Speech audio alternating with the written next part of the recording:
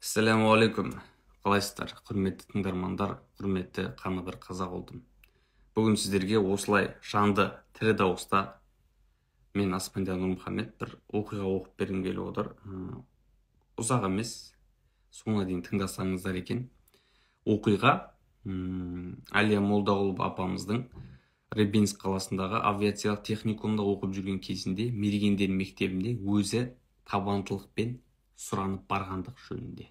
Ол кісіге нәзіксің, бойың кішкентай дегеніне қарамай, Әлия апамыз қайтпас қайсарлығымен өзі сұранып барған, басшылардың алдына кіріп. Сол жөніндегі оқиға. Қазір бисмилля.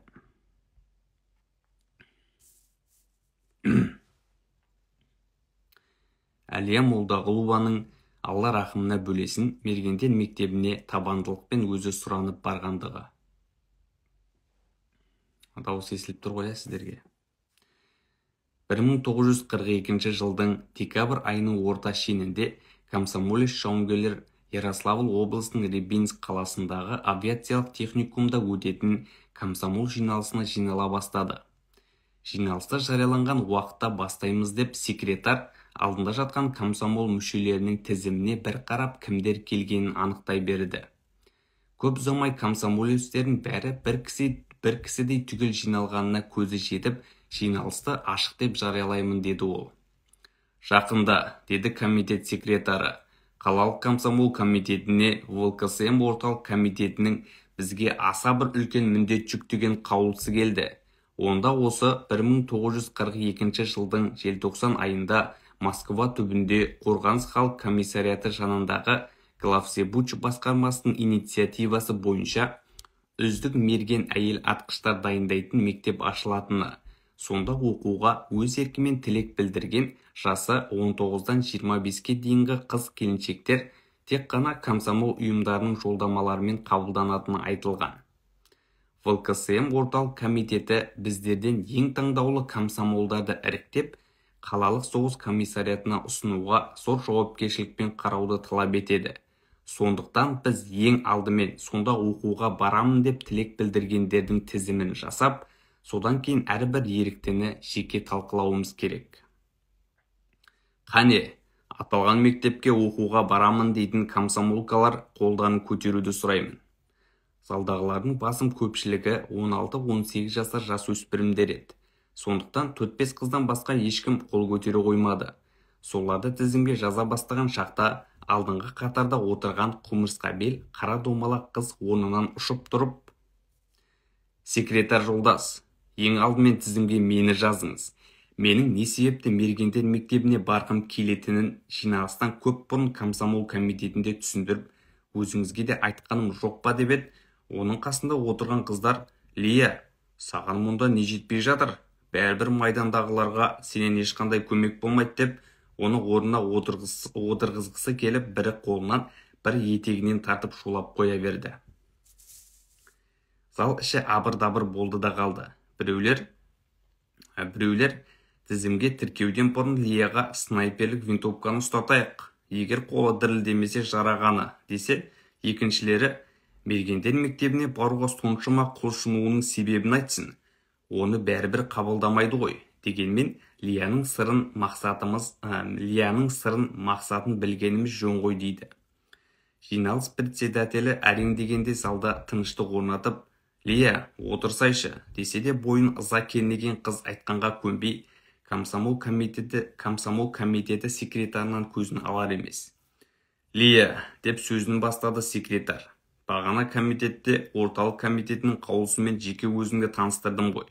Онда мергендер мектебіне тек 19 жасқа толған қыздар алынады деп айдан анық жазылғанын өз көзіңмен көріп оқыдың ғой. Ал сенің: мен қазақстандықпын, мен ленинградтықпын, бауырластарым жаумен жағаласып, қанын төгіп жатқанда, мен мұнда құр оқумен, мотормен айналысып отыра алмаймын деуің ешкімге дауа емес. Ешкімге дауа емес. Біздің бәрімізде майданға баруға ынталымыз. Сондықтан комсомол ұйымы орталық комитетінің қаулысына қарсы шығып, өздігінен саған ешқандай жолдама бере алмайды. Ендеше маған рұқсат етіңіздер. Бере алмайды. Ендеше маған рұқсат етіңіздер. қазір мен қалалық соғыс комиссарына барамын деді де қайсар қыз буырқанған күйі аяғын тез-тез басып есікке ұмтылды да залдан ғайып болды. Қалалық соғыс комиссариатына комиссар мен екеуінің сөзін естіген жауынгер Надежда Матвеева былай дейді. Қателеспесем, 1942 жылдың декабрь айының 12-сі болу керек. Мен өзім есепте тұрған комсомол ұйымынан жолдама алып, қалалық соғыс комиссарына келгенімде жуан дауысты еркек: «Молдағұлова жолдас, айтқанда тыңдау керек. Жасым 19-да дейсің. Ал қолыңдағы паспортта сен 1925 жылы 15-ші үйімде ғана дүниеге келгенің көрсетілген. Демек, сен жақында ғана 17-ге толдың. Мұның растығын бойыңда, мінезіңде, бет-әлпетіңде дәлелдеп тұр» дегенін есіктің сыртынан естідім. Оған Әлия: «Комиссар жолдас, мен Ленин қаласында блокадада болған адаммын. Сондықтан бойымның өспей қалғандығын, нәзіктігімді есепке алмаңыз. Және көріп тұрсыз ғой, мына паспорт осында берілген. Мұнда менің атым да, фамилиям да дұрыс жазылмаған. Мен Әлия Молдағұловамын. Ал мұнда Лия Магдагулова деп көрсетілген. Мені мергендер мектебіне қалай етсеңіз де жіберіңіз» деді. «Жібермейтін болсаңыз, кабинетіңізден кетпеймін». «Сонда осында түнемекпісің?» Түнеймін. Жылаған дауыс естілді. «Қанша жыласаң да саған көмек болмайды. Техникумыңа бар, оқуыңды оқы». «Жоқ, бармаймын». «Ендеше кабинетті босат, жұмыс істеткіз». «Мен бұл жерден кетпеймін дедім ғой. Сіз тілегімді орындағанша осында боламын».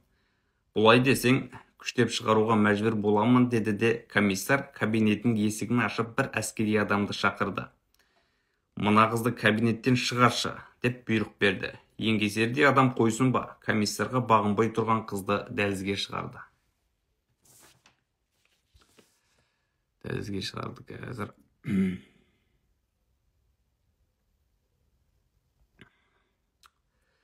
Дәлізге шығарды.